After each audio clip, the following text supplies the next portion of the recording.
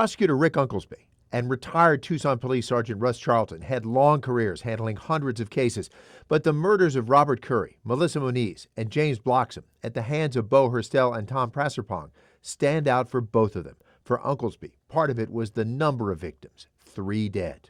The other thing was the total senselessness of this. I mean, these two could have robbed the Pizza Hut, gotten away, and left the 3 victims unharmed, but they chose to kill all 3 of them for really no reason whatsoever. So the violence, the horrific nature of it, that was really something that stuck with me as well.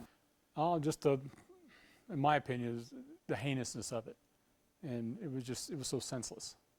The whole circumstances, the so-called reason for it happening. We say so-called reason. What do you Well, they said it was a robbery. Wasn't a lot taken. Wasn't much there to take.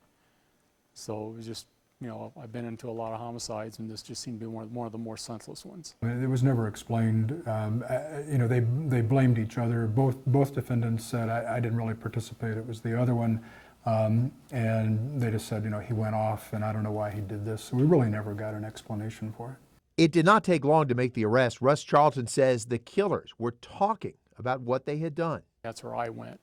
My partner had gotten a phone call from somebody who had overheard a conversation from one or both of these kids at a party. Death penalties for the 2 were overturned because of a court ruling that jurors should impose death, not the judge.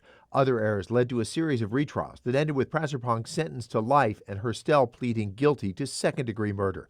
That will allow Herstel's release in 8 more years. Unklesby says they were in Herstel's 3rd trial for first-degree murder when his defense team offered a deal to plead guilty to second-degree. Unklesby conferred with the victims' families.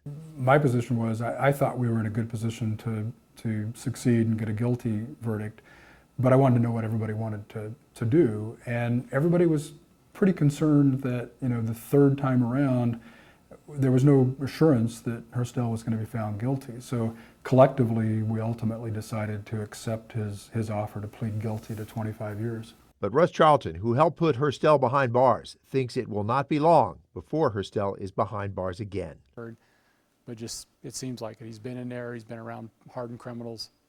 He's pretty much institutionalized. So what's he going to do when he gets out? So that's, what's your theory on what a guy like that could do? I think he's going to reoffend, but. And that would put Bo Herstel back in the prison system for some other crime, while Tom Prasserpong serves life in prison for the Pizza Hut murders. Craig Smith, KGUN 9 on your side.